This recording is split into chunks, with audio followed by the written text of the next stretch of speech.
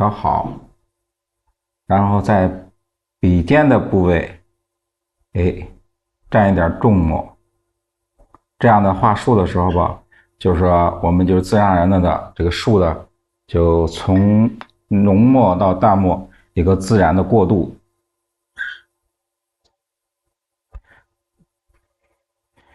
就是先画前面最近的一棵树，就是从上开始。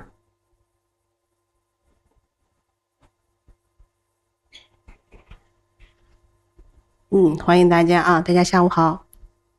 对，大家注意看老师的用笔啊，我给大家把屏幕调大一点。要用中锋和侧锋。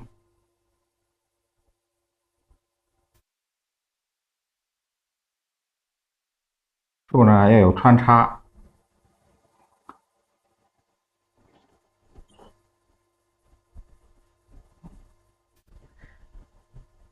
要注意这个用笔的时候吧，一定要中锋为主。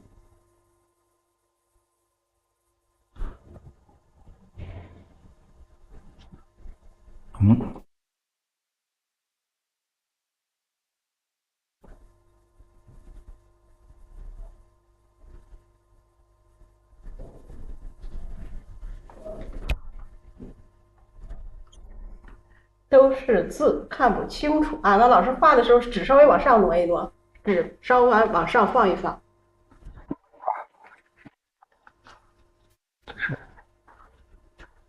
对，往上一点，这个位置能够着吗？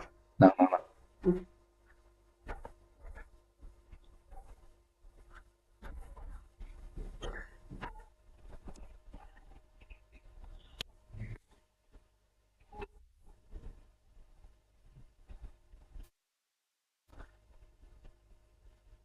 要注意这个用笔的时候吧，把这个笔里边的墨一定要用完，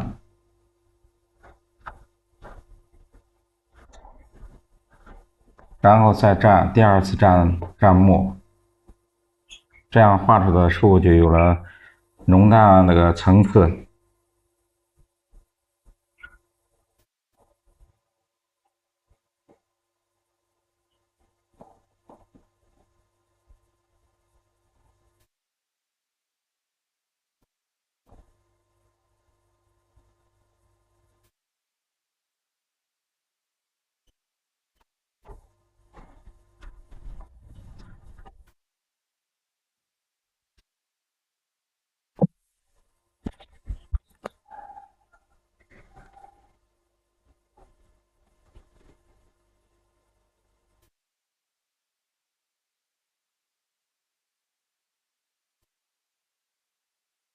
欢迎朋友们走进直播间啊！那今天下午呢，老师给大家示范一幅我们的一个山水画。现在呢，老师在画这个前面的树枝，画的应该是桃花啊，桃花。对对对。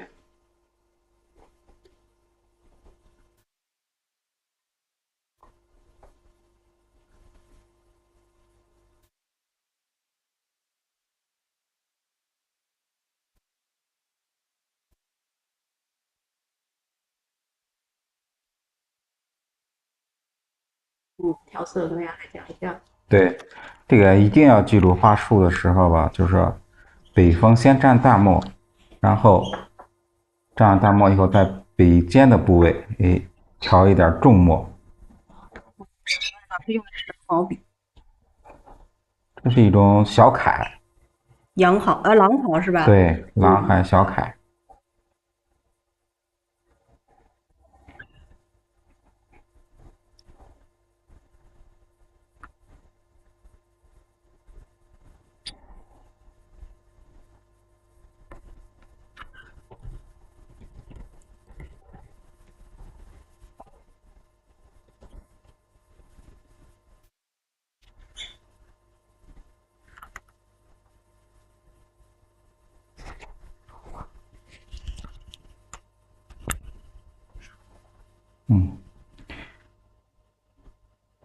大家一定要画树的时候，一定要注意树的层次、墨的变化。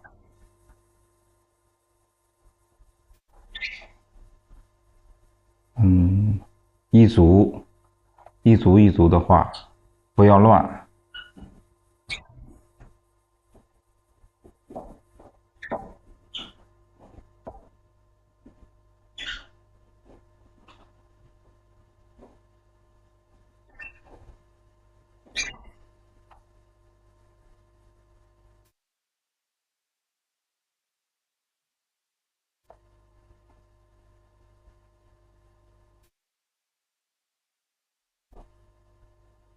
一定要把这个笔锋里边的墨用到最后最淡的时候，我们再调。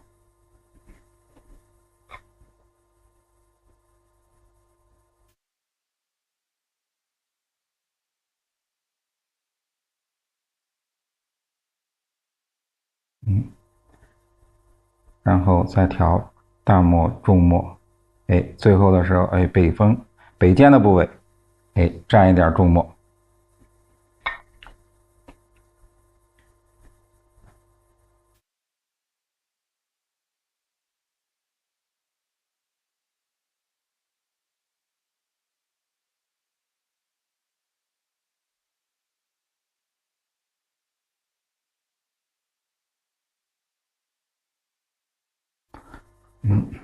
这个前面的这一部分桃树，我们就先处理成这样。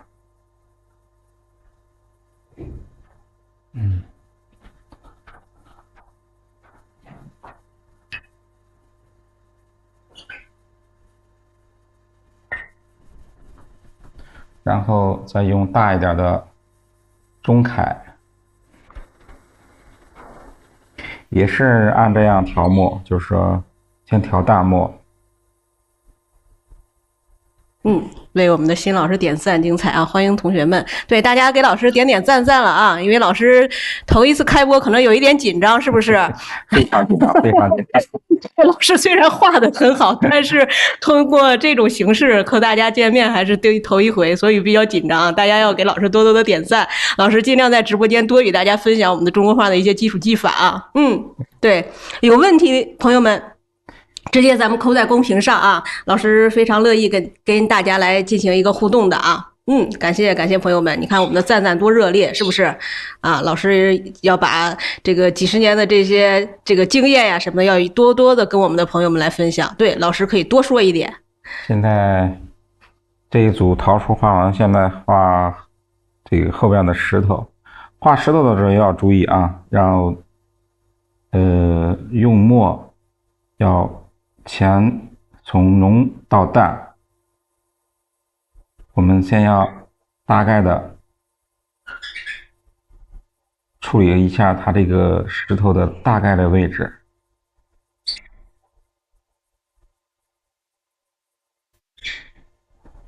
然后呢，下面就是处理线。石头的线有浓淡、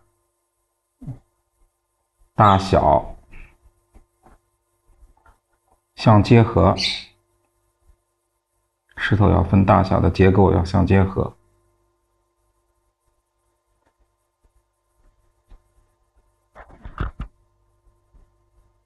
注意线条的疏密关系。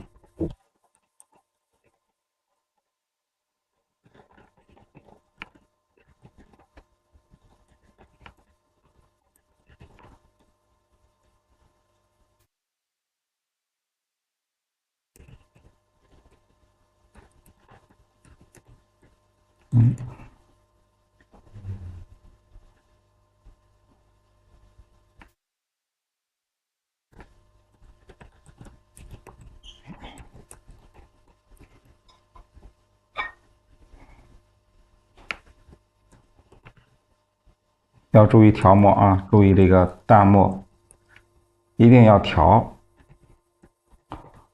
不要直接蘸墨就画啊，一定要调这个淡墨调一下。有同学问老师是换了一支笔吗？对，换了一支稍微大一点的中楷，大白云啊或者大蓝珠之类的都可以。这是一支什么毛笔啊？颠毫啊？这是颠毫啊，对。我们画山水一般就是天好廊好为主。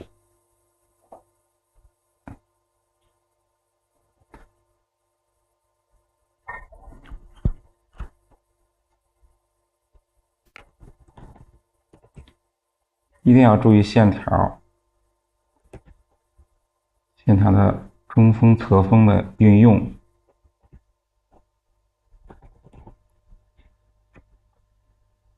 石头的大尖小，这就是这个结构，就是给石头大一点的结构，然后后边要有小结构，然后大结构还要里边还有小结构。咱们的很多朋友啊，对，也是一位王老师，对的对的。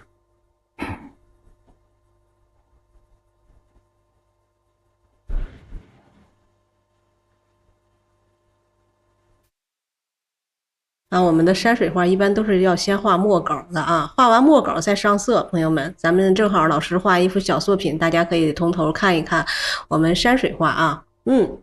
石头画的真好，是不是？对，老师经验非常丰富，因为咱们王老师，这王伟平老师也是画了20-30年了，画画的这个创作作品啊，还有他的一些这个写生的经验以及教学经验都很丰富。咱们因为老师今天是头一回在直播间与朋友们见面啊，所以稍显紧张一些，大家要给老师一个鼓励，好不好？给我们的老师点点我们的赞啊！悠悠柳，对，山水是下午的2点左右开播的，是的，是的。即刻出发，师出名门。对，咱们现在的王伟平老师也是资历非常非常厉害的一位老师啊。你看，老师现在画墨稿，前面画了这个树枝的一个处理，后面又画了一块石头啊。咱们垃圾老师画的真好，不要紧张，老师。对，老师放松一点，跟我们的同学们，跟我们平时教学一样啊。我们这个跟大家可以说说笑笑的。对，大家有啥问题，咱们都可以帮着同学们来解答解答。对，可以。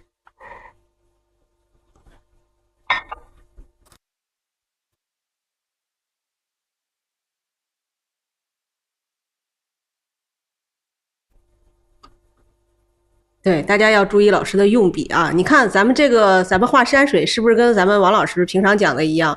我们也是以书入画，对不对？咱们老师经常给大家讲，就是我们的笔锋的应用。咱们现在注意看，咱们这个王伟平老师画山啊，有朋友问了，说老师石头是不是要画的方一点？那个根据石头的这个形状的变化。一画把石头就画的圆溜溜的了。对，有这么处理的。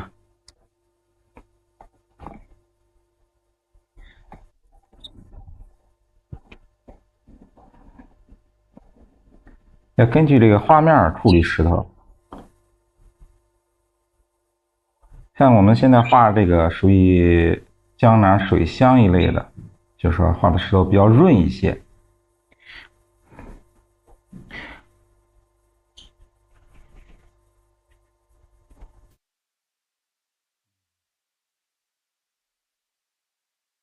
我们要画这个南方的这个水乡一类的这个题材的话啊，这石头一个是圆润一些，或者是就是说，感觉比较湿气大一些。我们要画我们太行山啊，或者我们北方的山啊，就是说比较方一些、硬一些，用笔啊，就是说比较就是说干一些啊。或者色一些都可以，但是要画水乡呢，最好用的就是中锋啊，用的稍微多一些。对，一心我们是上午是王素华老师的花鸟讲课啊，下午是咱们王伟平老师的这个山水课程。对，是多给大家增加了一个直播的一个时间段啊，朋友们，多给大家增加了一个直播时间段。学习的话，先做哪些基础训练啊？其实咱们今天咱们老师给大家讲的都是一些很基础的东西啊。咱们先老师给大家去画一幅范画，一个小品的作品。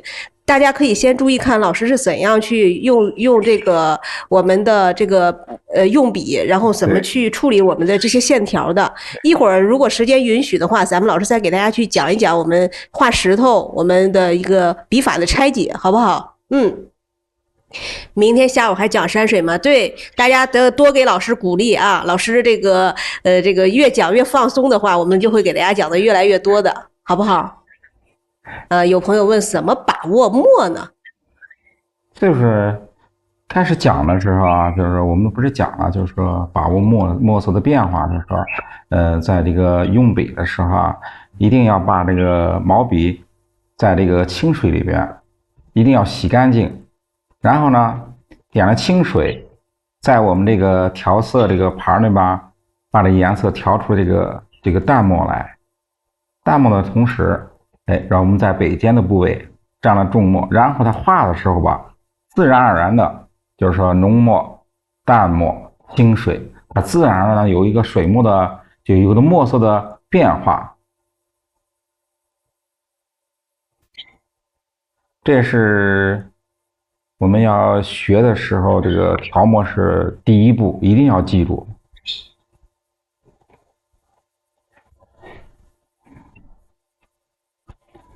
不会画，但是喜欢看，对，看多了，慢慢的也就理解了。咱们跟着老师系统的学一学，大家都能画出来非常漂亮的作品的啊！我们朋友们新走进直播间的朋友，点个关注，加个粉丝灯牌啊！咱们是给大家开通了一个新的直播时间段，我们的上午7点钟，老师是咱们王素华老师给大家讲花鸟课程，下午的2点左右呢，是我们王伟平老师给大家来讲山水的课程啊。老师用的是墨条还是墨汁儿？老师用都是墨汁，现在老师用的就是普通的墨汁儿，对，风淡云轻，还没画完就觉得非常好看了。一会儿老师上色的时候更漂亮啊。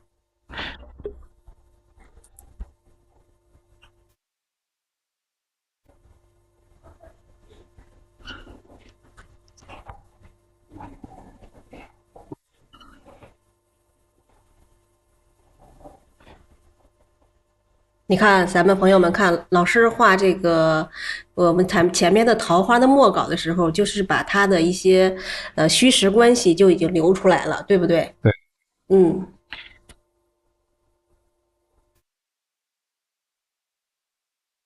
喜欢墨色，感觉比颜色更漂亮。对，其实一个画家老师，他画出来的墨稿啊，就能体现出来老师的功底了。因为咱们现在看老师，虽然现在画面画的处理的还不太多，但是你看墨分五色以及老师的线条，是不是它非常苍劲有力？我们的墨色在我们的画面中的体现也是层次感是非常好的啊。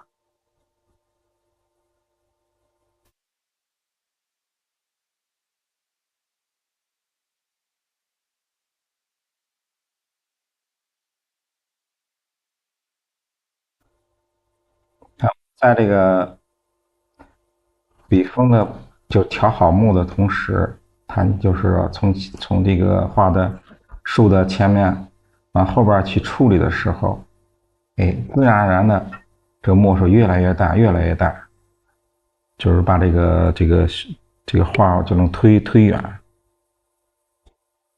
明天老师会画新的作品啊，朋友们，咱们这个每天老师会画一幅小品作品的。大家今天没有看到开头的，咱们点上咱们的关注，明天老师还会在同样的时间段给大家去开播的啊。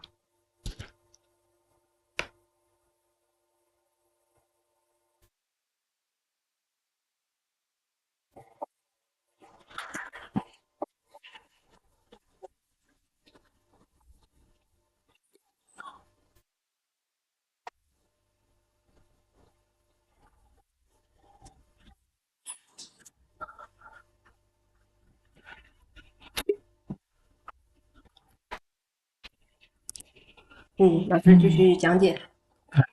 处理的这是前面的一组这个桃树，下面就是说画中景的一个山石。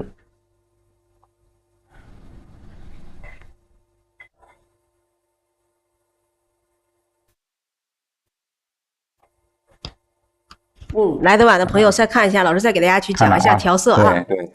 这个看的墨的这个用法啊，就说毛笔都是清水，然后呢蘸那个淡墨调出这个淡墨，哎，注意啊，调淡墨了以后，在北尖的部位稍微蘸一点重墨就可以了。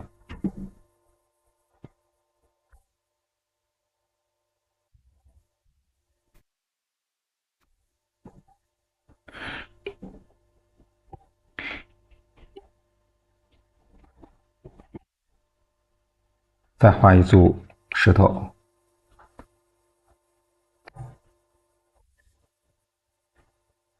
注意啊，注意中锋和侧锋的运用。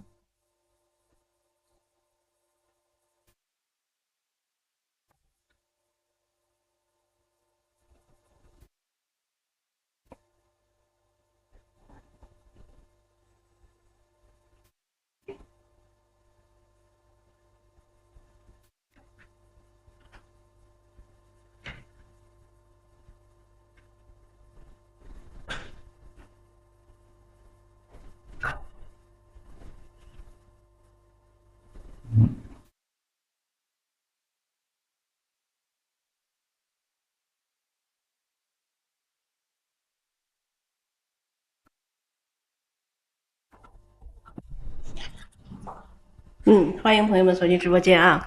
新走进直播间的朋友可以点个关注，加个粉丝灯牌，这样我们开播就有开播的提醒了。我们现在呢，给大家开通了一个新的直播时间段，每天的下午的2点钟左右呢，由咱们的王伟平老师给大家来示范我们的山水画的一个画法技法啊。上午的7点钟依旧是咱们的王素华老师给大家来讲我们的花鸟画。大家有问题的话扣公屏啊，老师给大家来进行一个解答。比如说用笔，咱们有些朋友可能对用笔方法不太懂啊，包括我们的这个颜色，刚才老师也给大家去讲了讲墨色怎样去调节，我们怎么画出来浓淡墨啊。山水画不上色更有韵味儿，其实山水画不上色，它有它不上色的韵味儿，对不对？我们有中国画有一个专门的是水墨山水，我们包括像你看我们李可染先生的李派山水，其实它就是着色也比较少，主要就是靠积墨画法啊。我们其实中国画的山水画里面它有很多，你看我们传统的山水画有青绿山水，是不是浅绛山水啊？包括还有我们的这个青绿里边大青绿、小青绿，对不对？其实它有山水画呢，它也是一个，就像咱们王老师说的，它是一个很庞大的咱们的一个体系啊。今天咱们王伟平老师给大家去讲的是比较偏现代山水的啊，后面的左边是山还是大片树？老师画画直播讲解呀，对，老师给大家一边画一边要讲啊，多讲一点。左边是石头，然后上面的呢，就是说以水面为主。现在画的淡墨是什么？云。我们现在处理就是说在这个云里边呢，就是说处理云这个部分。现在老师在用淡墨处理云啊。对。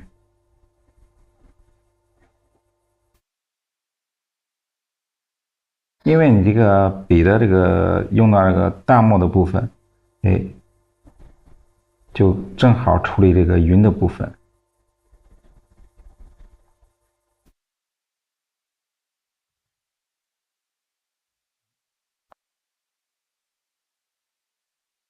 这是中间的一个山的画法。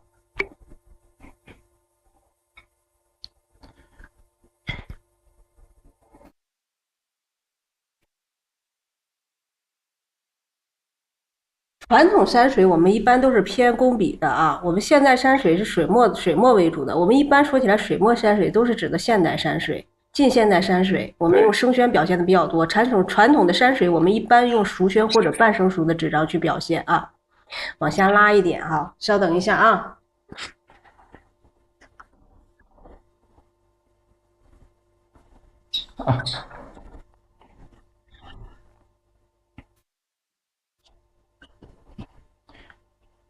往下边可以往下挪一点了。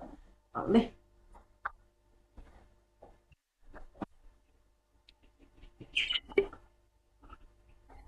现在是画的是最远的一组桃树。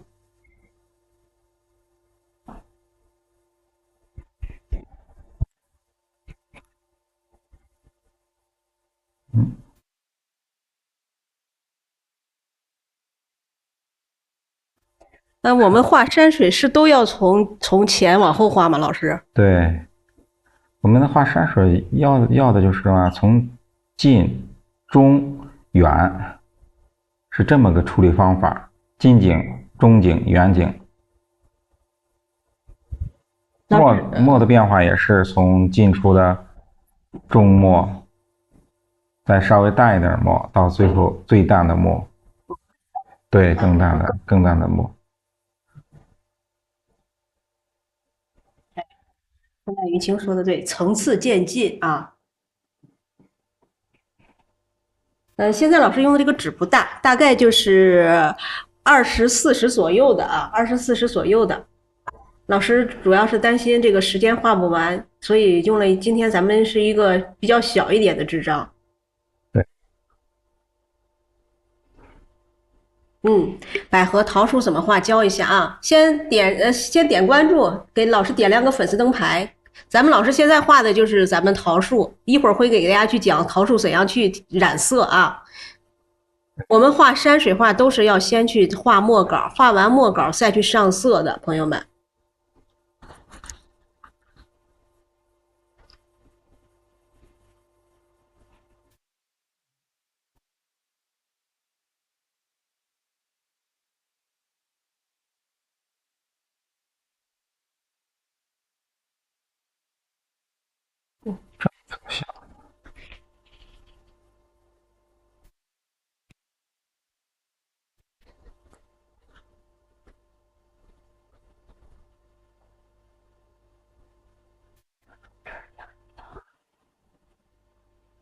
树枝的出枝讲。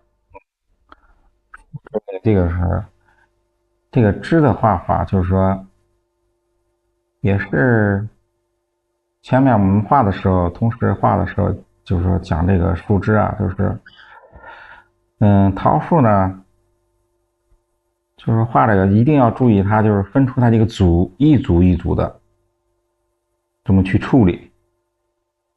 到最后我们上色的时候，就能感觉出就是桃树的，就是它这个嘛，就是说桃林呐、能看出它这个层次来。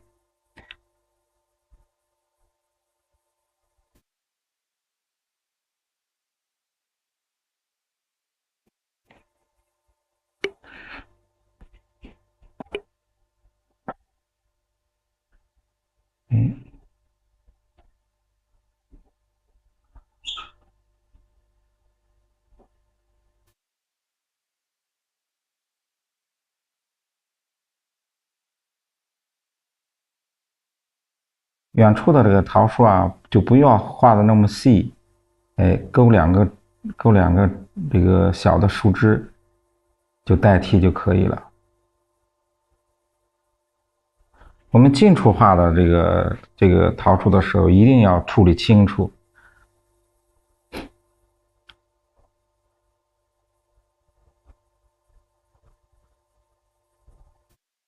下面我们要在这个桃树这个里边，要处理两个小的点景。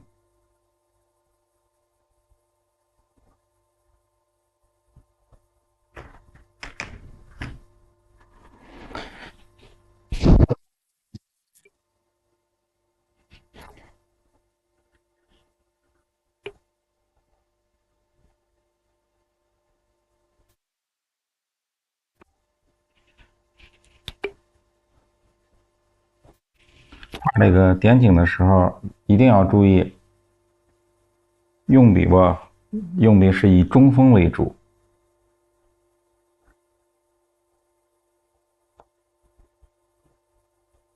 线条一定要稳。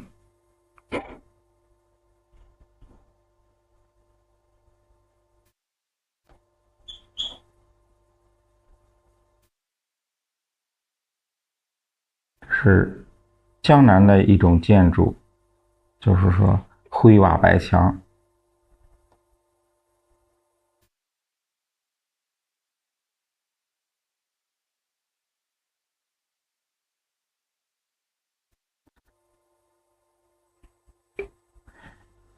非常明显的一种南方的建筑风格。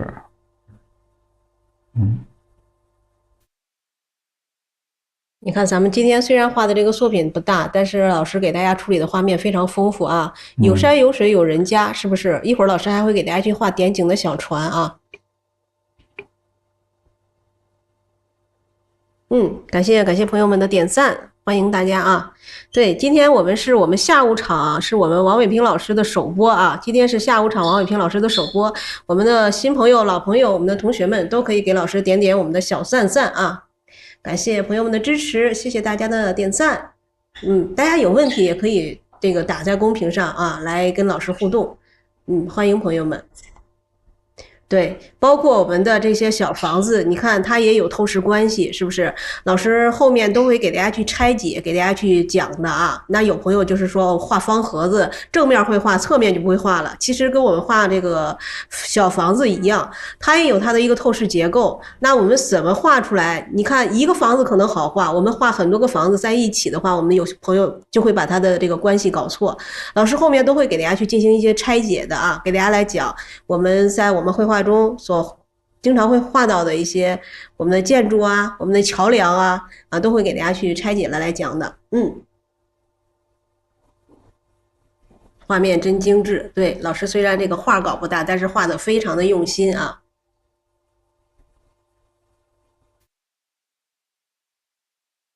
这个处理完了以后，用淡墨烘染一下。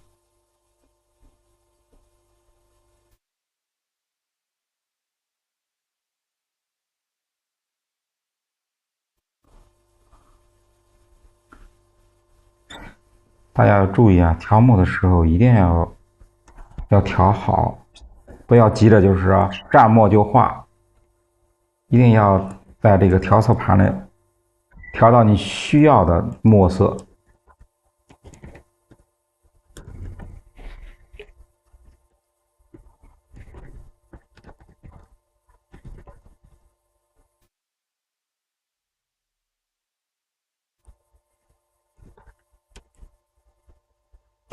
风淡云轻，那肯定的，那肯定，那一定是的啊。对，我们首批的山水课程肯定是很多的优惠的，这个肯定是的啊。对，我们下午这是一个新的时间段，给大家特意又开了一个咱们王伟平老师的一个现代山水的一个课程啊。喜欢山水的朋友们，对，不管您是喜欢传统山水还是喜欢现代山水，其实咱们中国画只要学习的是我们一脉相承的东西，它其实都是承上启下的啊。那有些朋友可能画传统山水呢，就是觉得很多线稿，因为我刚才也讲了，我们传统山水其实呢，它是更多与工笔比较接近的，我们都是用熟宣或者是半生熟的这个宣纸来体现啊。我们现在山水呢，基本上都是水墨山水，老师现在用到的是一个生宣，相对来说处理起画面来呢，要比我们传统的山水呢用时要短一些，画起来会更轻松一些啊，朋友们。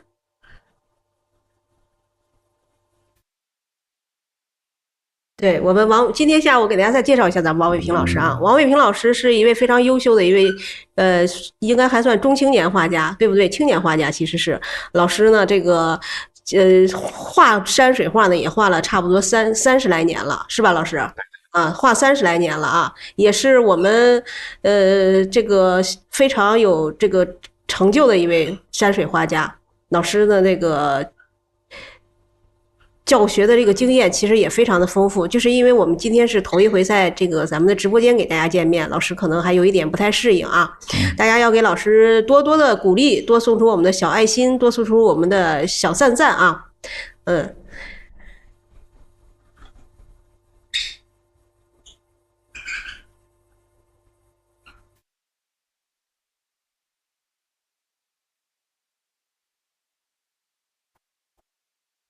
刚才老师也讲了，我们画山水呢，层层的去推进它，从近景开始，画完近景，画中景，画完中景呢，再去处理远景。那大家也能看到前边的结构，包括山石的结构也好，包括我们的老师画的这个桃花也好，都是更实一些，是不是？到后面的墨色淡一点，然后也虚一些啊。风淡玉清说：“老师，我们这帮学生都很好相处的，你别紧张。”嗯，对，你看我们的同学一直在给老师点赞，我们都快2万赞了，是不是？谢谢谢谢。嗯，所以老师要不要保留，要给我们的同学多讲一讲啊。我们现在直播间的朋友都是这种求贤若渴，大家都特别的喜欢山水画，所以呢，这个专门在这个下午的这个时间段来看老师画画的。精彩，对，是，大家也可以去搜一下王伟平啊，搜王伟平画家，咱们也这个网上也有对老师的介绍，能搜的，能搜着。嗯，欢迎大家啊，下午好。你看风淡云轻说了，说就等着老师你的课程呢啊，尽量的，给大家要多讲。对，都多讲多讲，因为是第一次直播这个，首播对，第一次首播这个，对对对，第一次首播，不要说哇啊，光说首播，对，哪个词汇违禁？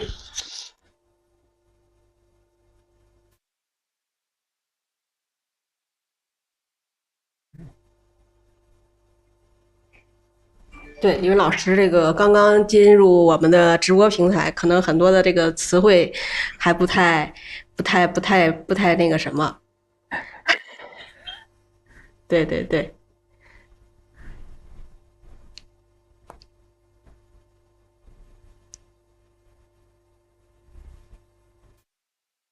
画房子的时候我们需要注意什么呢？老师？对，一定要注意嘛，就是用笔啊，中锋用笔，然后要控制水分，不要太湿，用墨不要太湿。感觉老师的纸太小了，笔有点展不开。那我明天给大家换一个尺寸，好不好？对对对。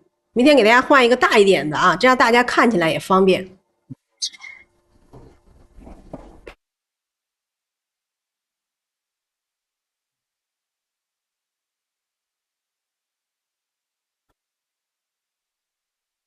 这个小品啊，就是说画的时候，一般就是什么，就是说点景啊，就是说点景啊，都是比较少的，不是说画的那么复杂。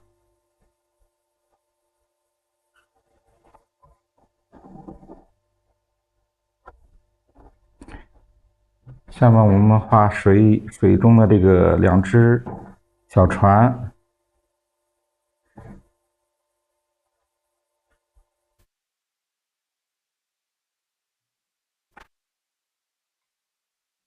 好美，是不是？虽然老师还没有画完，但是我们已经能看出来了啊！一会儿上色以后会更漂亮的。对，明天给大家画一个，让老师画一个稍微大一点的纸张，这样的话大家看起来会更方便一些。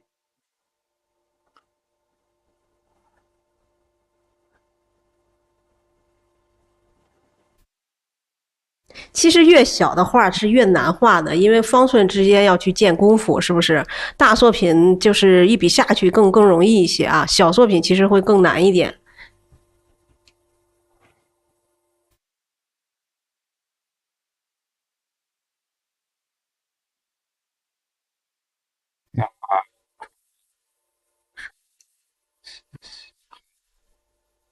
哎，一看就是一个乌篷盘。有朋友提出要求了，说明天老师讲讲画山石的技巧啊。可以。今天老师因为是首播，老师先适应一下，好不好？明天给大家去讲更多的我们的一些技法，给大家去进行一些拆解的一些讲课啊。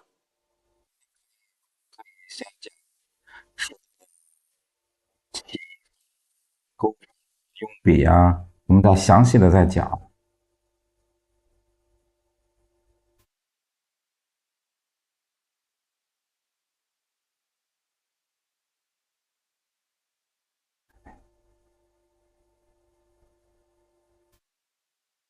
欢迎大家啊！欢迎朋友们走进直播间。对，今天下午呢是我们的一位新的一位直播老师，就是我们的王伟平老师，是一位画山水的一位老师啊。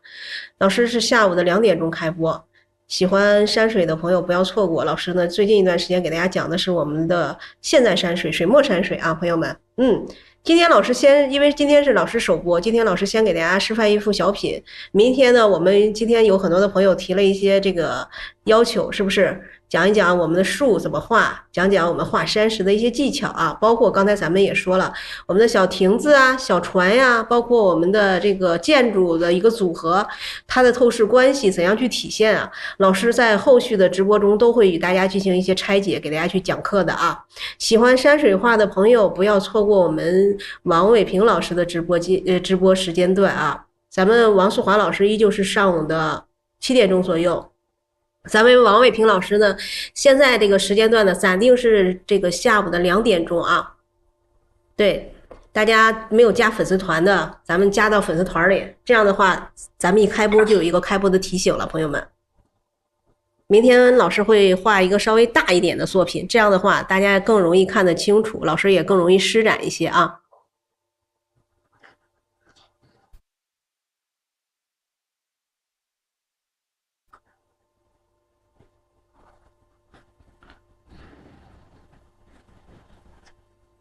你看，朋友们，咱们老师现在虽然上面都是空白，大家能知道上面空白的地方表现的是什么吗？咱们知道的朋友打一波行不行？其实我们中国画它很美妙的有一个词叫什么？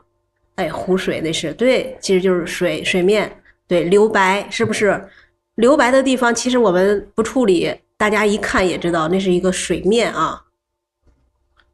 你看我们中国画它就是很讨巧，它不用把它去画满，我们画上小船了，画上个倒影，我们就知道那是水面了。让人想象，去对想象。对，有一个很大的一个想象的一个空间。对，你可以说这是水面，也可以说感觉啊，远处越来越远都是天空啊，对，水是不是啊？天一色。对，水天一色的感觉。现在基本上就是说，第一遍就是这个小品基本上就是完成。现在就是说开始，在这个原有的基础上，我们要加深一下。哦，就是墨稿不是一遍画成。对，我们现在第2遍加深，主要加深什么位置呢？加深一个是山石的结构，然后树的层次还要加深。现在我们看这个树的层次并不是那么很明显，我们要在这个原有的基础上，我们要把这个树的这个层次更加加深一次，然后更有鲜明的一对，个对比。鲜明的对比。然后树的这个前后的结构啊、层次啊，我们要处理的更远。朋友们一定要记住啊，我们画墨稿的时候，不是说上来一遍要画的深深的、画到位的，是层层递染的，循序渐进的。对，循序渐进的啊。这个你画够了，都是就是说，在这个基础上要一次一次的、一层一层的加。感谢朋友们的关注啊！欢迎新朋友走进直播间。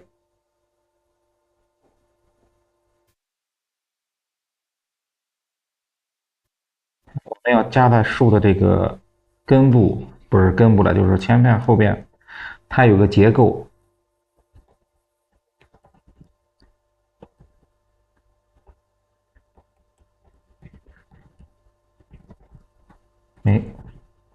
就是前面这是一棵树，后边这又是一棵树，我们加到这个前后树的一个结构上，就用后边的树去拖前面的树。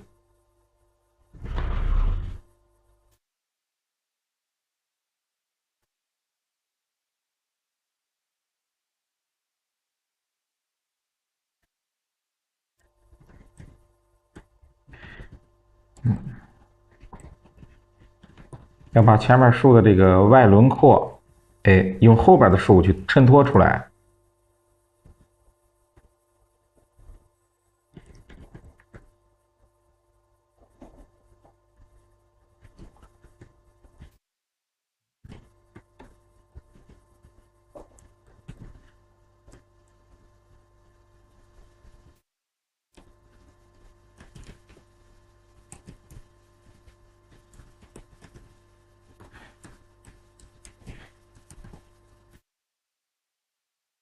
要注意看这个树的一个外轮廓，不要呆板，要有变化。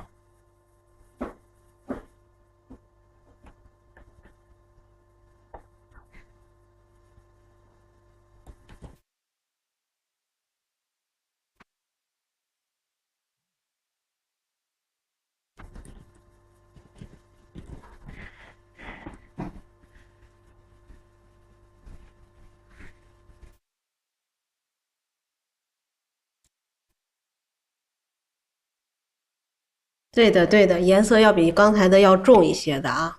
嗯，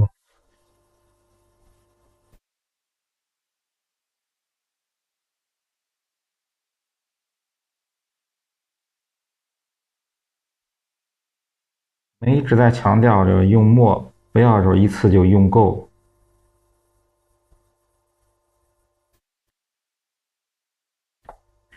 一定要在就是说在这个淡墨的基础上，哎，再加。因为水墨画就是中国的水墨画，就是在这个墨的变化上。我们经常老讲墨分五色啊，干湿浓淡焦，其实它在我们的山水画中体现的会更多一些。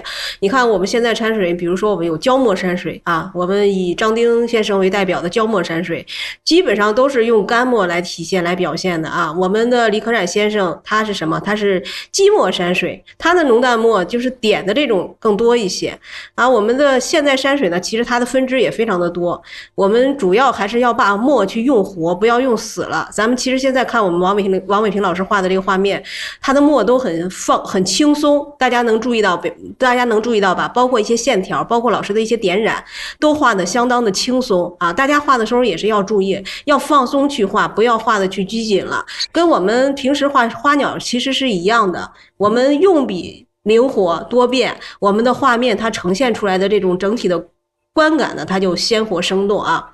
其实你看咱们老天天讲的是，就是我们要画画的是。就是我为啥老跟咱们拍了课的同学老强调，我说那个大家要去练笔法，其实笔法确实都是相通的。你看刚才老师去画我们的这个树枝，都用的是什么中锋点染，是不是？那刚才老师画石头的时候用的什么侧锋，对不对，朋友们？其实我们画山水、画花鸟啊，它就是一脉相承的。只要你掌握的是正统的我们中国画的用笔，你画山水也好，画花鸟一样，它都不难。就是主要就是刚开始学的时候一定要学对了啊！你看老师这个把前面的树又去给它添加了一些这种淡墨的，你看它这个层次感马上又出来了，是不是？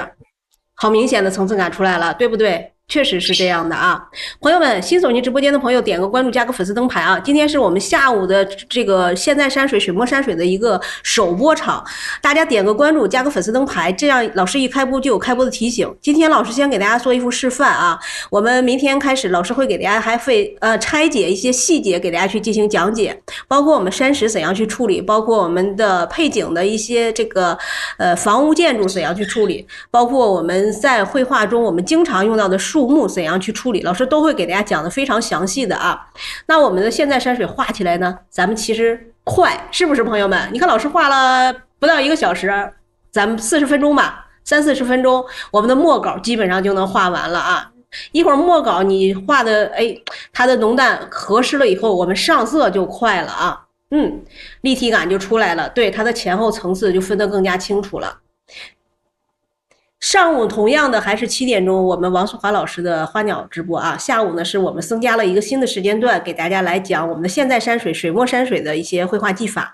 咱们现在的主讲老师呢是我们的王伟平老师，老师是一位这个中青年画家，是一位非常擅长画山水，也是画的非常出色的一位老师啊。大家点点关注，加个粉丝灯牌，这样我们哪个时间段开播都有一个开播的提醒的朋友们。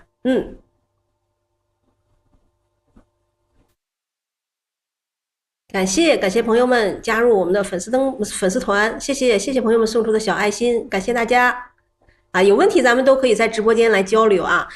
等了好久的山水课。对，我们王伟平老师的现在水墨山水课呢会先开，咱们王老师的传统山水课呢要在11以后，因为老师现在有一个展览，就是布展比较忙啊。咱们传统山水是11以后，我们先给大家开一个咱们的水墨山水的一个这个课程。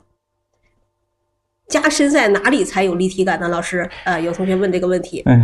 这个树吧，一定要注意加上，就是说，为什么你就是说，你现在看就是说，一般都是用后边的树去衬托前面的树，就是接下来就是说两个，就是说你看啊，前面这一组树，后边这一组树，它有暗的地方，我们就是说在暗的地方，然后再加一些淡墨，这样就是说树这个立体感就出来了。就是后排树的下方，它就是照不着太阳的地方，它就是阴影，是不是？对，所以它就深一些啊。对，它用后排的树的下方去衬托前排树的上方。对，你看这老师给大家总结的都是老师绘画的一个经验，是不是？自己的心得吧。自己的心得，其实真的是这样的。画画的老师他们都有自己的一些总结和体会，明暗对比可以这样理解吗？可以的。对，明暗对比，对，也可以说。我们浅色都要用深色来衬托的。你看现在我们前面的树冠是不是就很明显了，朋友们？对。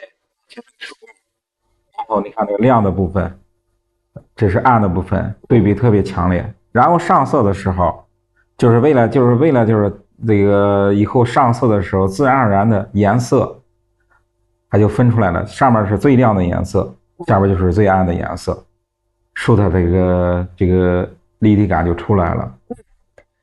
欢迎朋友们啊！咱们下午呢给大家新增了一个时间段，现在是咱们的王伟平老师，老师呢主讲是现代水墨山水啊，欢迎朋友们走进直播间。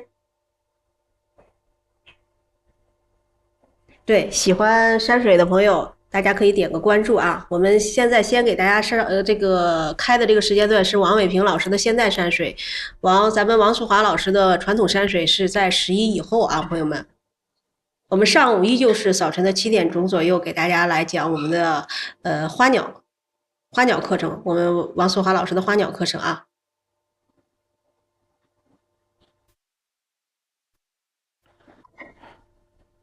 山石啊，也要用淡墨，调好的淡墨，调好的淡墨也要在这个山石结构上，我们要染一遍。石头也要染一遍，是不是？也要染一遍。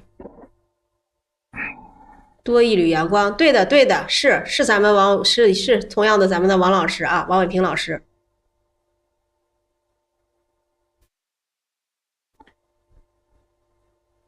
淡墨要加到山石，也是山石的暗的部分，要把山石亮的部分要留出来。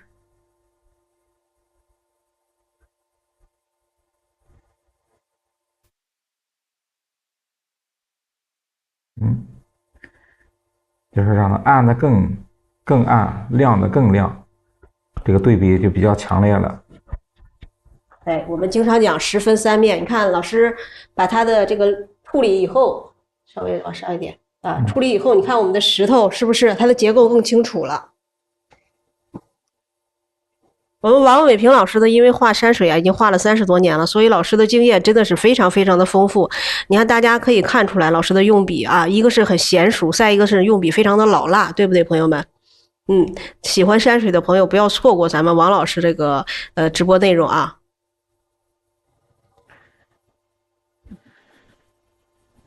同样，我们也是处理在它的一个暗面，10分3面嘛，对不对？也是啊，暗面还有它的一个灰面，还有它的一个亮面。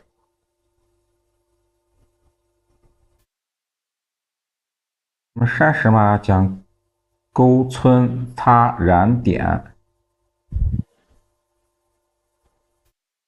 老师说的这些大家都要记一下啊。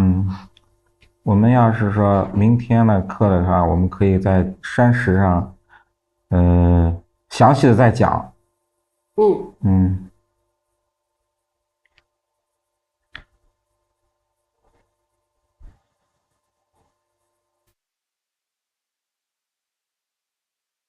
这样加了淡墨以后，然后我们看山石的结构，哎，现在就比较立体了。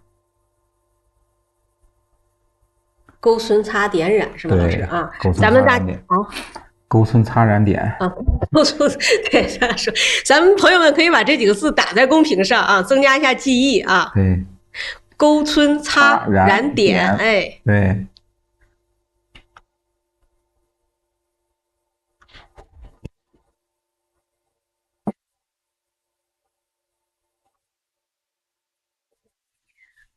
嗯。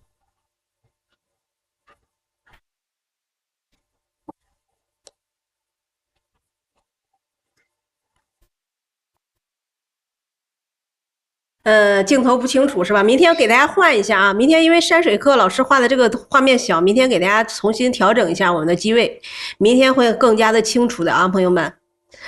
勾皴擦染点，风雅，勾皴擦染皴法，我们经常讲皴法，哎，对对对，皴字儿啊，什么大腹皮皴、小腹皮皴，是不是蓖麻皴啊？皴法。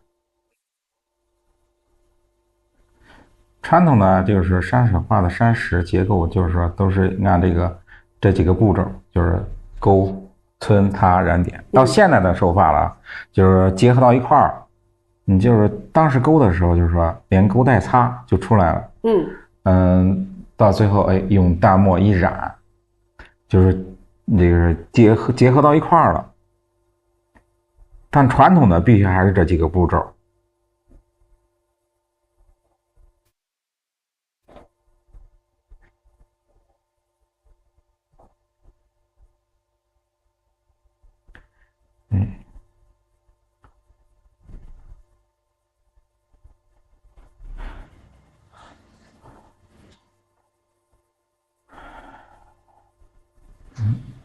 基本上就是小品，这墨色基本上就调整到现在这个样子。意境很美啊，对。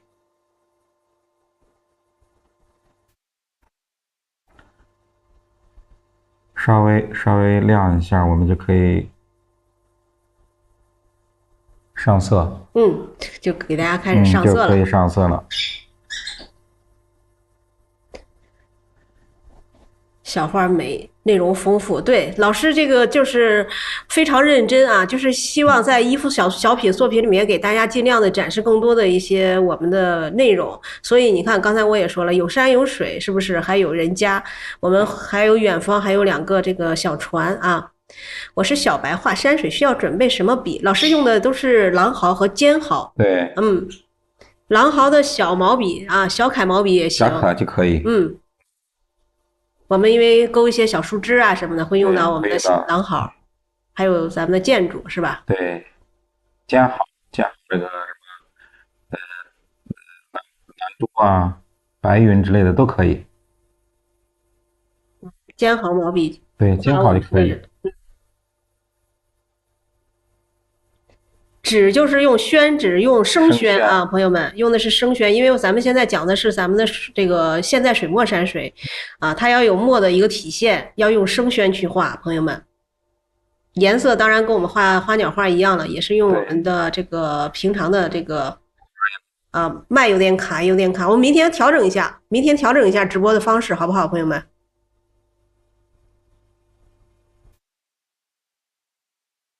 因为咱们王伟平老师暂时还不出镜，咱们明天还是给大家去换另外一种直播方法啊。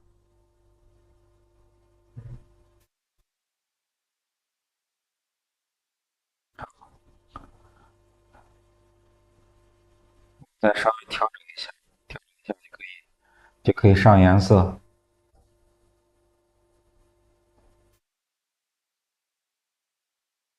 小狼毫就是小狼毫，它就是很小的一个毛笔，它就叫小狼毫。尖毫的毛笔，老师基本上用的是相当于有中白云那么大吗？老师？基本上就是中白云吧。中白云啊，中白云。其实又经常有些朋友纠结说这个笔的大小问题，其实我们再小的毛笔它也有它的那个尖部啊，其实这个你拿着顺手的就可以。因为我们画大作品、小作品的时候，我们用到的毛笔也不太一样，是不是？一般的小狼毫它就是一个小毛笔，很小的一个狼毫的毛笔啊，或者用平时我们练小楷的那个毛笔也可以。对，出锋是多少？出锋，这老师这个小狼毫的出锋大概多少？我看一下，2厘米左右吧。对，1.8。那1.8。1.8。嗯，我们画花鸟的这个勾线的就可以。画花鸟的勾线笔，对，笔就可以。有一支勾线笔吗？朋友们，咱们用那个花鸟的勾线笔就可以啊。要用生宣的啊，要用生宣，因为咱们现在讲的是现在水墨山水。我们王老师给大家去讲我们的传统山水的时候，我们要用熟宣或者半生熟的纸张啊。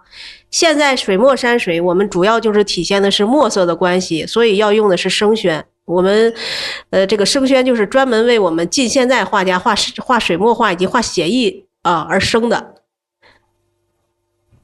老师用到的是生宣，传统山水我们不能用生宣啊。老师的墨稿基本上就画完了。那我们下面就要染色了啊！染色老师给大家再讲讲我们的染色的一些这个问题。现在画的小品的就是春天的以这个桃树为主的，我们用到的颜色，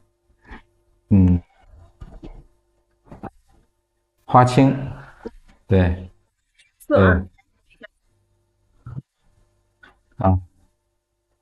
花青，赭石，对，赭石，花青色、赭石色，对。然后花青、赭石、藤黄，藤黄呢，就是为了调这个山石上的加一点绿的颜色的时候，这对，这是藤黄。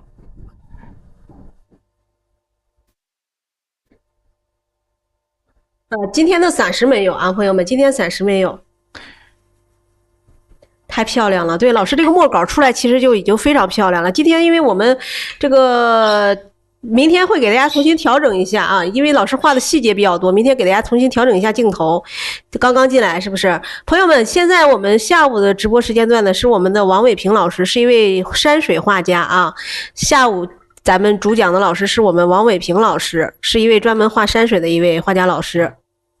喜欢山水的朋友可以点个关注，加个粉丝灯牌啊！咱们王老师的时间段，直播时间段是下午的这个点儿。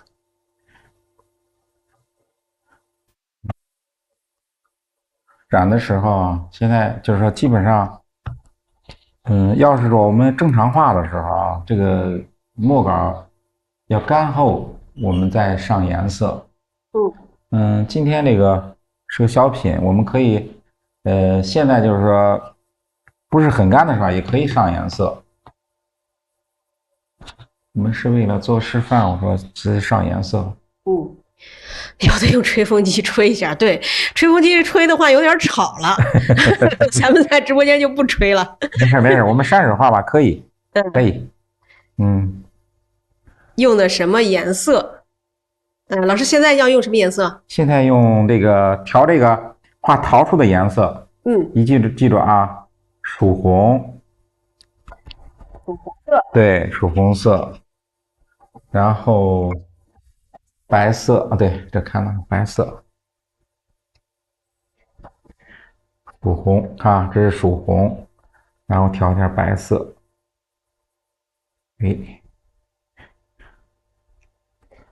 桃树老师用到的是曙红色调白色啊，朋友们，曙红加太白，那我们看看桃花应该怎样染色啊？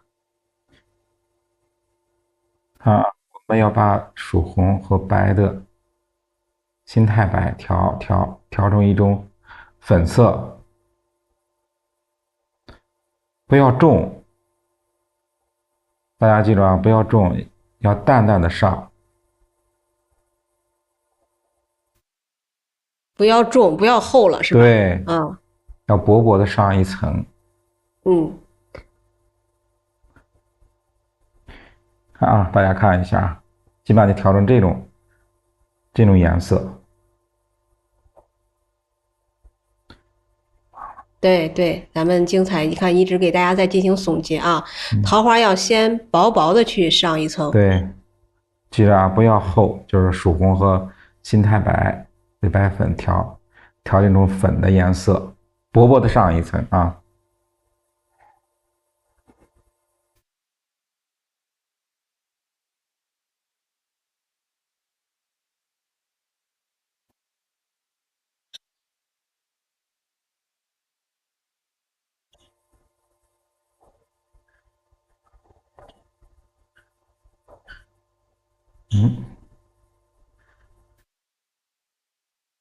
这样的颜色呢出来了是透的。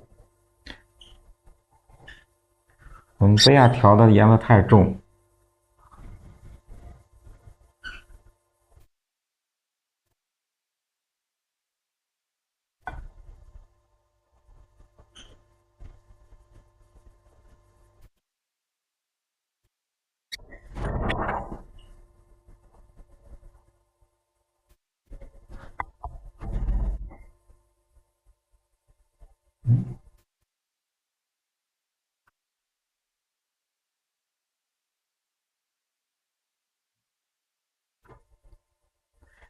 然后调的时候要看这个墨色的变化，你的颜色也要跟着变化。下面这一组颜色比较，就是说墨色比较淡，所以我们上颜色的时候，相对来说也要稍微淡一些。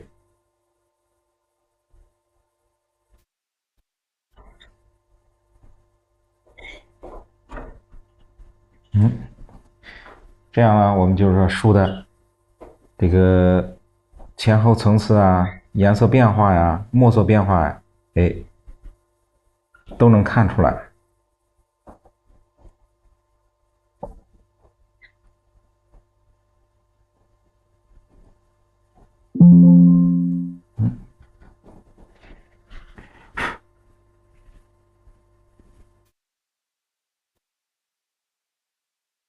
淡一点是加水呢，还是加白对对对，呢？加水加水加水。对，生宣的话干了以后它会变淡一些对对对。啊，所以大家画的时候要注意，要比你想象中的那个颜色画的时候要稍微深一点点啊，这样它干了以后它会变淡。这注意啊，就是说前面的树画的颜色重，墨重，颜色稍微重一点。后边这个桃树这个墨淡呢，颜色相对来说你也要淡一些。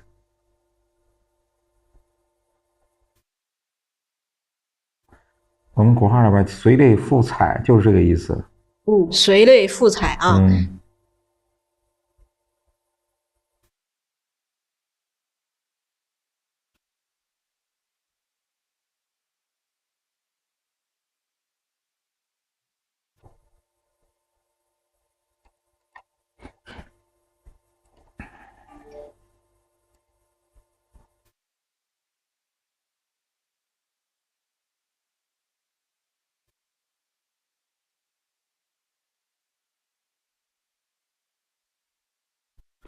这样我们大家看一下这个树，你看它的颜色有深有浅，墨呢也有深有浅，这样层次的变化就能凸显出来。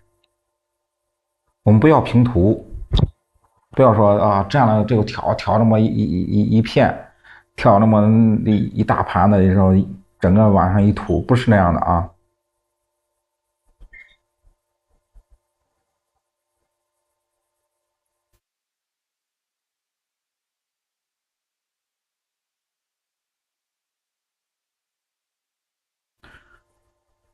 我们在颜色上也有这个浓淡的变化，就是颜色重的和淡的，它有个变化。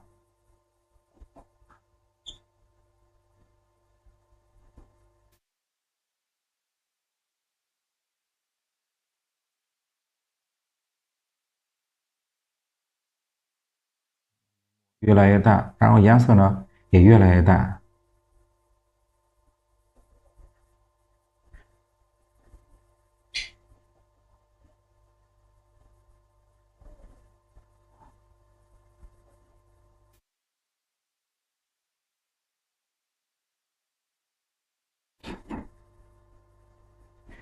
我们上颜色的时候要注意啊，水分一定要稍微大一些。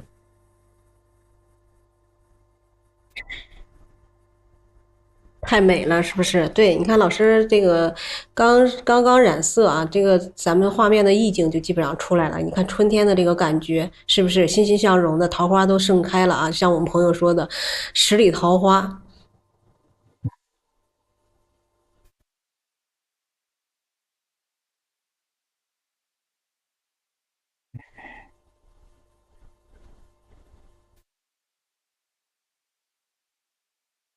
现在基本上树就是桃树基本上完成。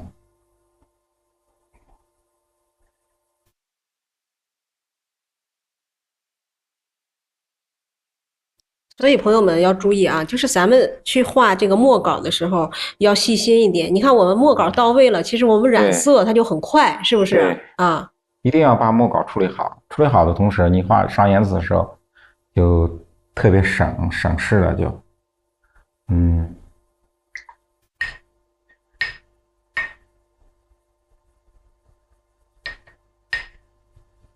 下边我们染山石，山石呢，亮的部分赭石，以赭石为主，也是要淡淡的上。赭石啊，山石的部分先用赭石啊，用淡赭石。淡赭石，他们是水特别多啊，不要说，那个调的那个颜色特别重，要淡，一定要注意啊。对，欢迎朋友们啊！现在这个阶段，现在这个时间段，咱们主讲老师是我们的王伟平王老师，是一位山水画家啊。欢迎新走进直播间的朋友。对，咱们很多朋友，咱们的老朋友们对咱们的王素华老师非常熟悉了啊。我们现在呢是给大家另外开通了一个时间段，我们现在的主讲老师是我们的王伟平老师，是一位画的非常棒的一位山水画家。老师用的是生宣，对，生宣卡纸。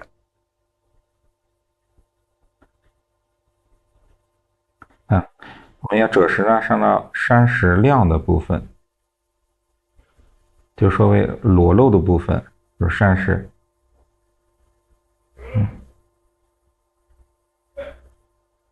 山石在亮的部分啊。赭石上到亮的部分啊，上到山石亮的部分。下面呢就是暗的部分呢，就是花青。我们颜色用的并不是很多啊，不是很复杂。行了，好淡，对，一定要淡。对，一定要淡啊，注意。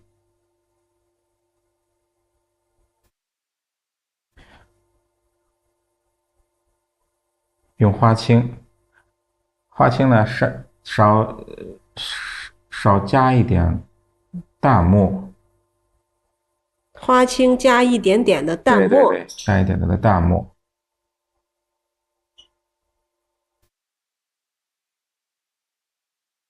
行了，学不过来了，慢慢学。因为说实话，我们现在咱们直播间啊，大家也是真的是非常幸运的，我们有我们这么好的王素华老师和王伟平老师给大家来讲咱们的课程，是不是？都是两位老师都是画的非常的棒啊，所以真的是大家也非常的幸运。学不过来，先都囤起来，慢慢学。因为咱们老师们都是画了几十年了，是不是？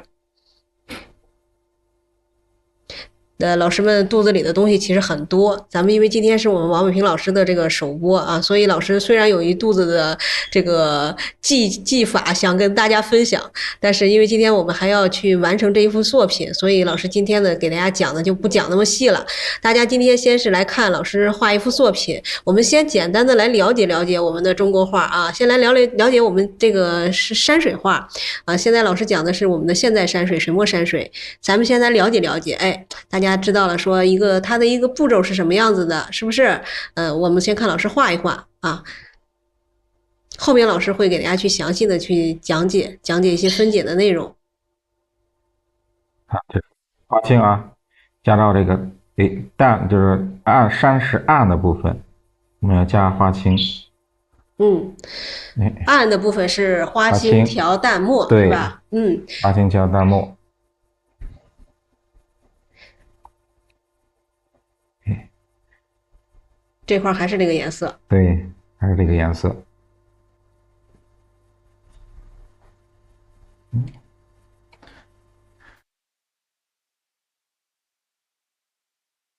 纯的花青哦，它要发蓝。我们在里面加了淡墨以后吧，还比较稳了就。嗯，赭石不是全染的，赭石老师刚才讲的是染了对它的亮的部分对，啊。没有全染啊，只是就是之上的山石亮的部分，就是说收光面，所谓的收光面，山石的收光面，我们要加赭石。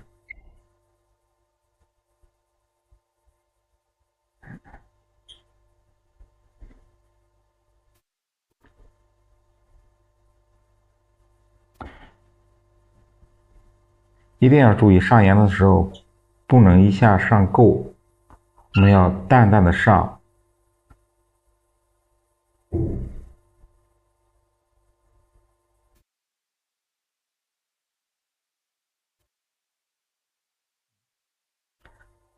云也是我们要染云的话啊，也是花青，稍微加一下淡墨。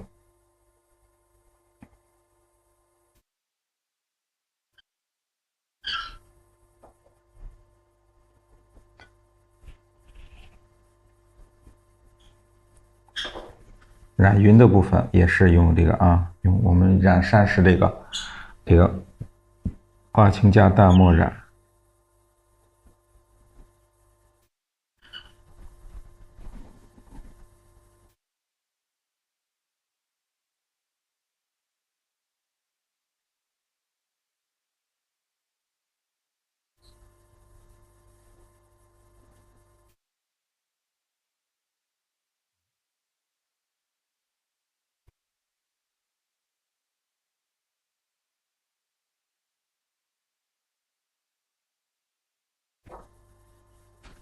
欢迎朋友们走进直播间啊！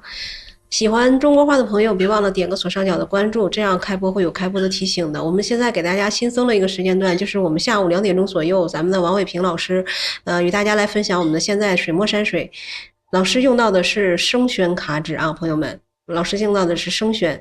喜欢中国画、喜欢山水画的朋友，点个关注，加个粉丝灯牌，这样开播会有开播的提醒。我们同样上午的7点钟还依然是王素华老师的花鸟课程的直播分享啊，点个关注加个粉丝灯牌，我们后续呢会给大家在我们的直播间增加很多的我们的这个直播内容的。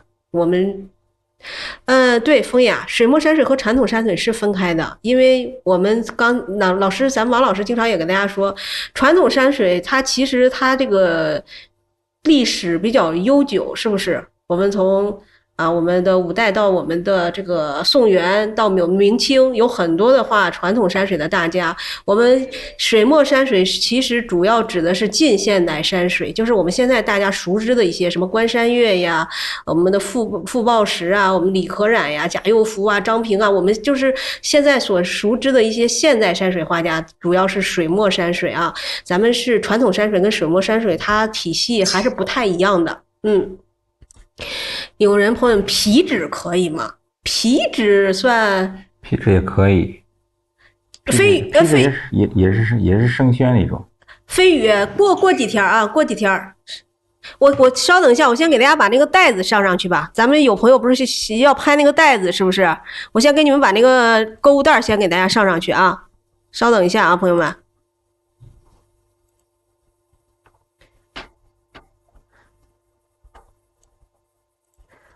上午没有拍到咱们王淑华老师的那个展览的那个购物袋的朋友们，你们先去拍一下啊，因为这个数量不多，咱们这个拍完就结单了啊。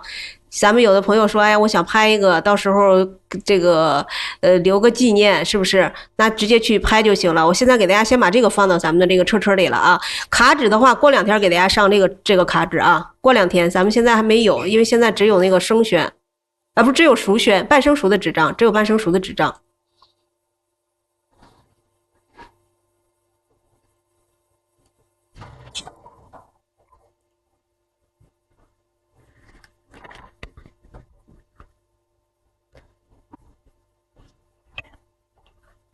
欢迎朋友们走进直播间啊。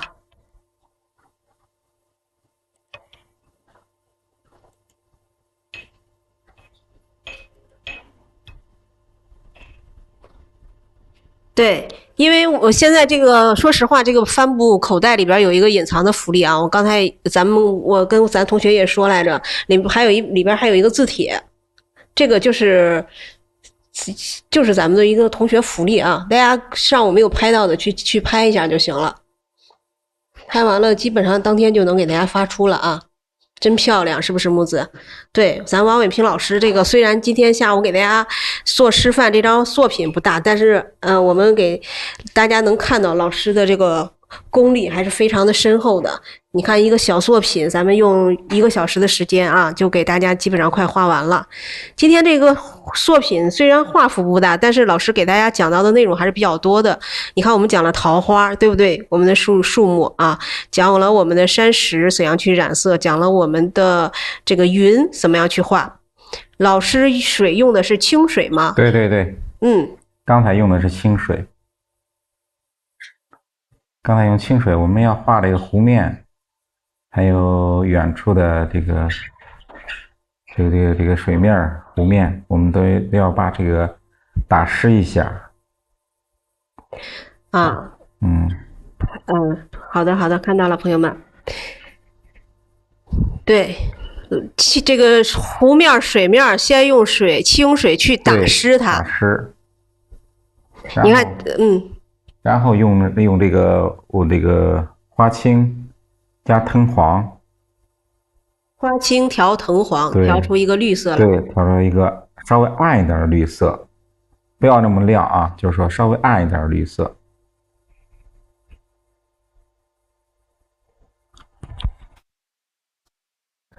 可以。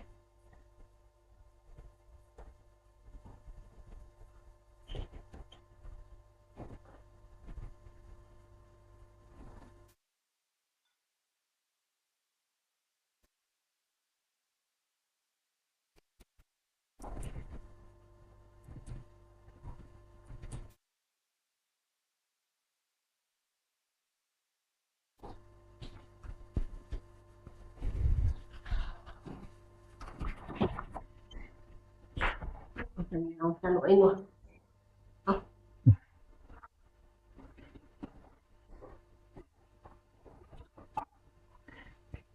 是在清水画过的地方画吗，老师？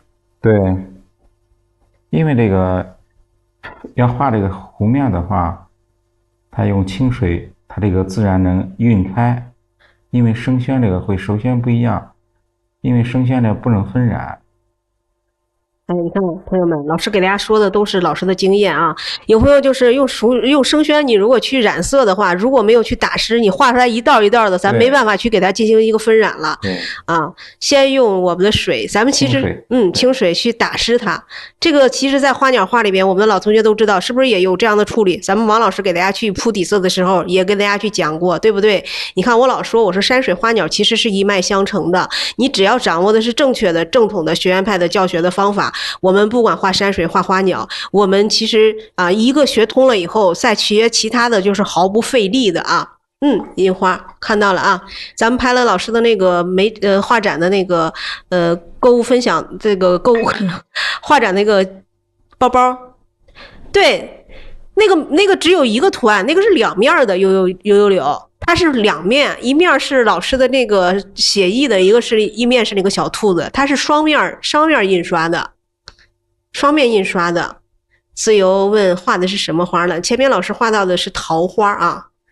老师桃花还处理吗？一会儿处理一下。朋友们，桃花还没画完呢啊。一会儿老师还会给大家去处理细节。哎，你看水面水天一色的感觉，是不是漂亮不漂亮？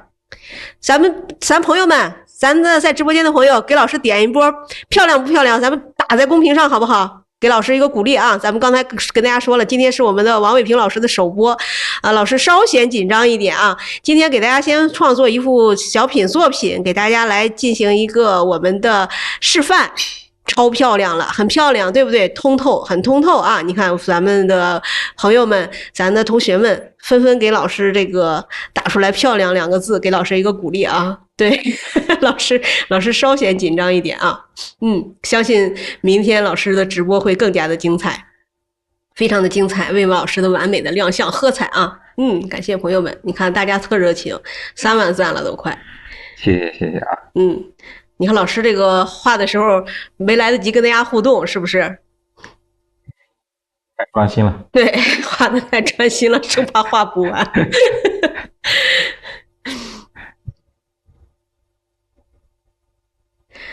所以我们画山水也是啊，不要着急。你看老师这个开始画墨稿的时候，就是也是画的这个一遍一遍的给大家去处理细节。把墨稿处理好了，其实染色非常快的。我们大部分的时间就是在墨稿上。你看刚才我们也有同学说了，说我就喜欢那个墨稿，觉得墨稿特漂亮。就是你画好了墨稿，它确实就很漂亮的。不上色也好看。对，老师非常的沉稳，是。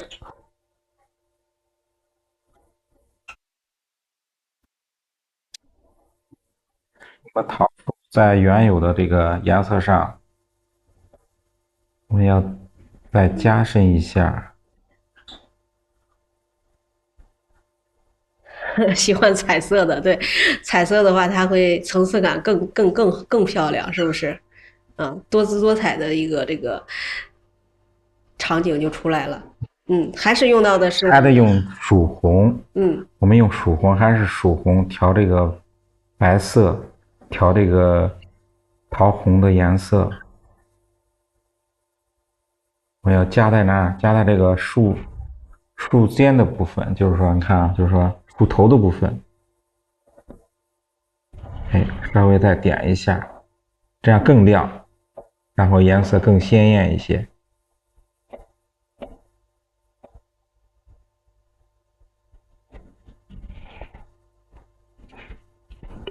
感谢朋友们送出的小3赞。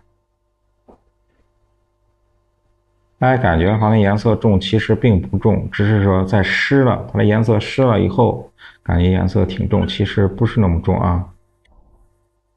我们也是淡淡的上一遍啊。颜色用的比刚才我们第一遍染的时候要深一些。对，稍微深一些。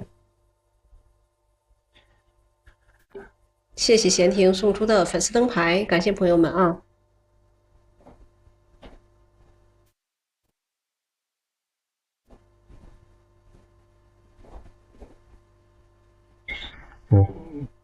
第2遍的时候，这个颜色要点到树枝的前面部分，就是说树的头啊什么之类的部分。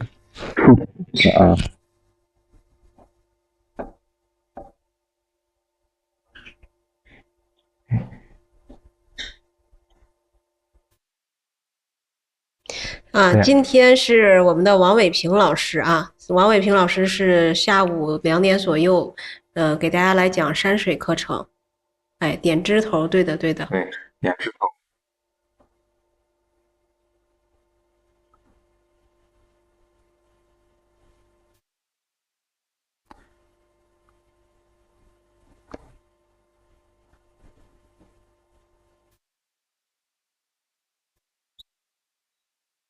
太美了，是不是？对，老师今天给大家这个首播啊，先画一幅创作的一幅山水作品。喜欢王伟平老师的这个山水的朋友们，点上关注，加个粉丝灯牌。老师是下午的2点钟左右啊。那我们老师呢，后续很快也会给大家推出老师的山水课程。大家喜欢山水课程，到时候不要忘了去抢我们前面的福利啊。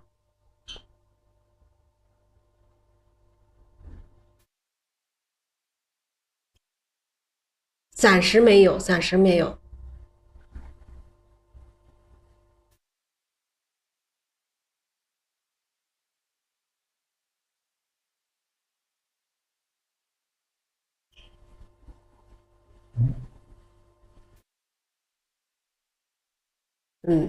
双问，对，小王老师的山水直播以后会长直播吗？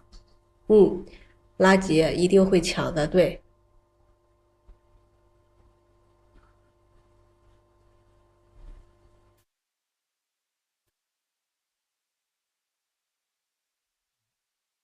老师会给大家画很多题材，包括你看我们的春夏秋冬，是不是对，啊？都可以。对，春天怎么去表现，我们的雪景怎样去表现，对不对？老师都会给大家去创作很多的这个精品的一些作品的啊。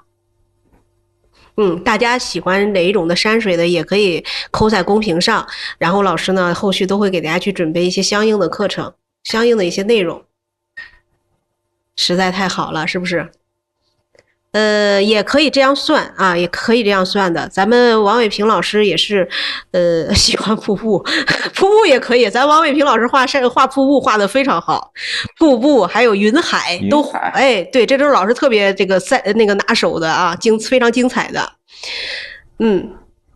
对，王伟平老师学国画也是30年以前的事情了啊。也是就是画中国画，尤其是画山水，专攻山水30年，这个是毫不夸张的，确实是。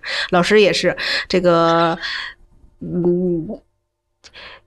爱上了，一定可以的，可以的。喜欢喜欢咱们老师的山水，是不是？你看，其实我们的这个山水啊，其实画起来还是很快的。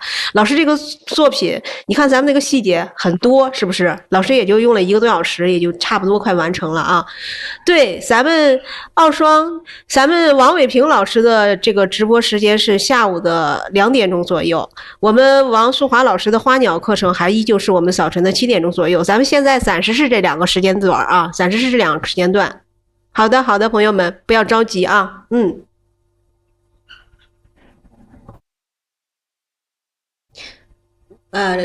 文艺老妈也是零基础教学嘛，对的对的，老师会给大家进行很多的一些拆解，我们的石头怎么画，我们的树怎样去表现啊，都会给大家去进行拆解的，朋友们。山树、云海、瀑布、点景啊，你看老师一说就这个内容就很多了，是不是？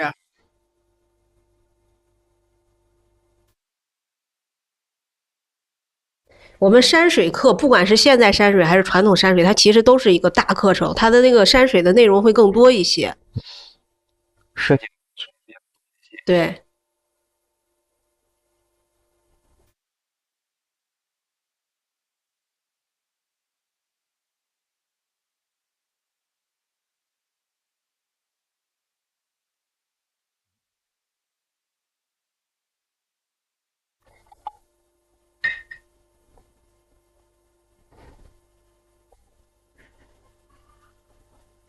画这个点景的房子的话，用这个上面什么窗户啊、门呐、就用这个淡赭石浮勾一下就可以。咱们的小房子也要注意处理细节哈。这个一张上面的颜色也不宜过多，是吧，老师？啊，颜色多了比较乱了就。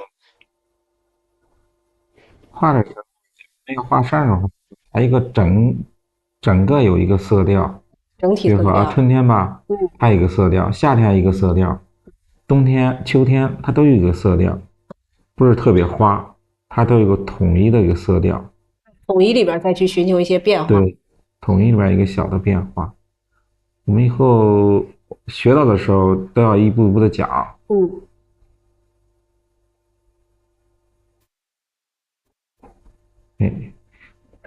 溜，看了后面忘了前面，没事啊，别着急。老师的这个什么以后，咱们就可以去反复的去临习和观看了啊。对，因为老师其实画山水的话，讲到的内容会比较多。你看刚才跟大家总结了很多的知识点，咱们有朋友能记着的，咱们可以先再打在公屏上，让我们的朋友们增加一下记忆啊。能记着的点，咱可以打一下。打一下的话，大家把老师刚才讲到的内容都去总结总结，好不好？你看前实后虚是不是层层推进啊？包括我们的山石染色，我们是亮面的时候用淡赭石，我们暗面的地方用什么？用我们的花青加我们的淡墨啊。我们染桃花的时候也是先染淡再去点深，是不是？这些你看老师一节课就讲了很多很多的知识点啊，还有很多很多我就不一一说了。咱们还有朋友有记着的，都可以打在公屏上啊，帮助我们其他的朋友增加一下记忆。太多记不住。对，肯定。所以为啥咱朋友说得到时候看在课程里边去反复学习啊？他确实是需要去反复的去揣摩，反复的去学的。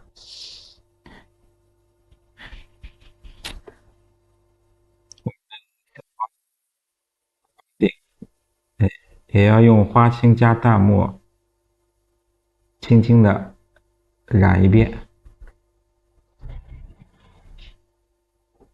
你看咱们每一个细节，老师都处理的很到位啊。虽然有些地方它很小，但是呢，我们把这些细节都要去注意到它。又有好多细节啊，对，就是很多的细节。咱们经常说一张作品，它的成败就是在于它的细节。你的细节把握的越好，你整个画面它越丰富。啊，水墨是的，咱们现在下午呢，给大家新增了一个咱们王伟平老师的山水的一个直播的一个时间段啊。上午呢，依旧是我们王淑华老师的牡丹的一个课程的时间段。咱们11以后呢，王淑华老师有时间还会再给大家去讲解一个我们传统山水的一个时间段啊。老师讲的细节多，是不是？对。其实画哪个地方，老师都有方法和总结的。你看我们的现在老师画的那个小船，刚才老师虽然那块没有给大家讲那么多，但是那个倒影是不是？倒影画起来是不是也有方法？老师，也有，嗯，也有。到时候老师都会把这些技法给大家一一分享的啊。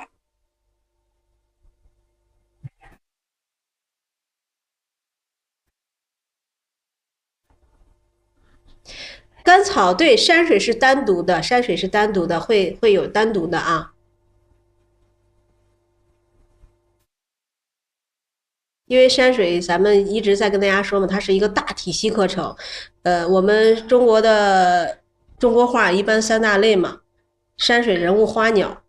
你看，包括我们上大学也是有分科的，不是说学山水花鸟一股脑的学。所以咱们老师也是，我们为啥跟大家说，我们特意邀请我们的王伟平老师给大家去讲现代山水，因为咱们王伟平老师画这个现代山水已经画了30多年了，非常的专业，也非常的精通。老师的包括笔法很老辣，总结的很多的一些。这些经验啊、技法都是老师这个几十年的一个总结，在我们的老师的现代山水里面会给大家去讲更多啊。现在这个可以前面可以加一点白粉，白色，对，白色，加一点白色啊。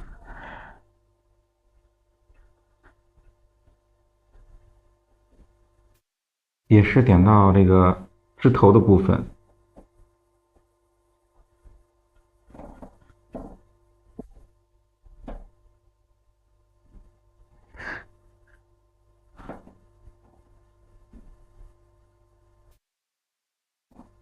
这样感觉春天的味道更浓一点。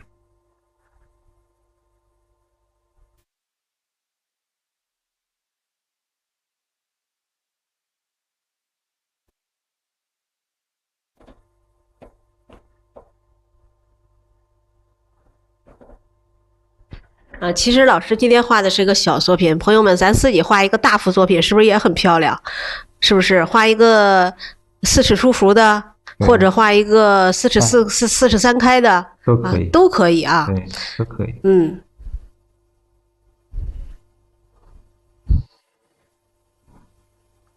因为虽然我们画面小，但是里面细节很多。拉姐得试试，对。白云深处有人家。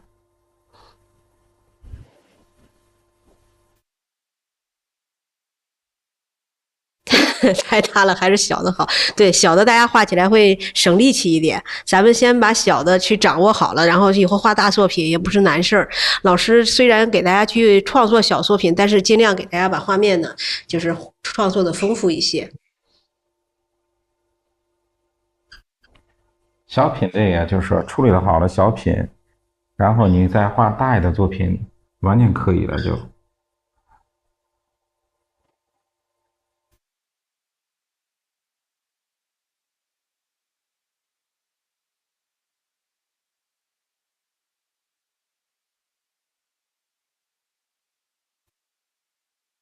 对，一点一点的跟着老师好好学，因为咱们老师说实话，咱们直播间的老师都是非常厉害的啊。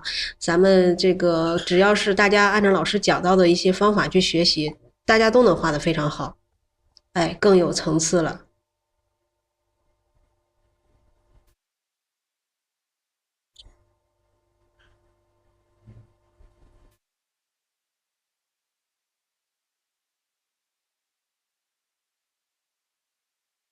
这个一看一点完以后，感觉有一种微微的晨光洒在这个树梢上的那种感觉，是不是？这样它这个树的，就是说它这个前后层次啊立体感更加深一次。完了以后，我们还要加一点颜色，还要再加一点颜对，色。还要再加一点颜色。对，你看水面也很平静，泛着一些微光，是不是？然后我们树头的点染也好像是那种光线洒在了树头上的那种感觉。这个晨雾正悄悄地散去，是不是？那个早起的渔家们已经这个打鱼归来了。啊，他们这个在家里边的这小房子里边，他的这个家里边的成员正在期待着他们满载而归。你看老师交代这个画面，哎，多好啊！静慧，对的，是的，直接去拍吧，里边有一个字帖，那个就是一个福利啊。说实话，我还得给大家去发个顺丰，那个就是个福利。咱们主要是回馈咱们的老同学的啊，回馈咱们的老粉丝朋友们的。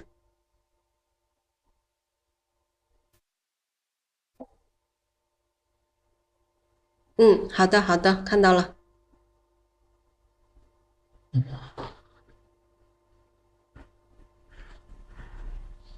哎，精彩说的这句话特别好，小趣大事，小画看趣味，大画看气势。其实我们小作品方寸之间也是啊，有气势存在的，是一个闲庭。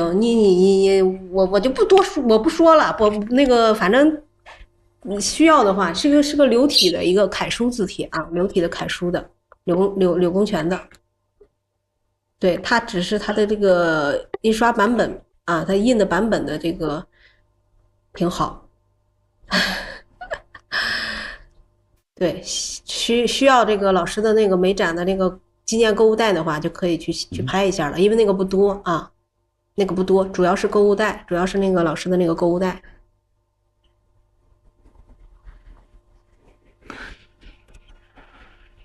我们最后啊，用这个曙红，单色曙红，不用加这个白色，就用这个单色的曙红，加在这个树杈的部分。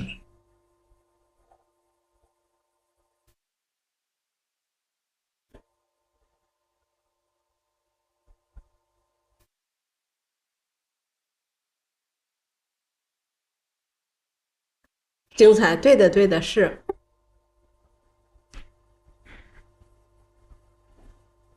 它其实很有意义，是不是？喜欢画小画，大画老是掌握不好。先从小画开始入手，先从小画先入手，先画小的，再画斗方的，再画4尺的、6尺的，都可以了就。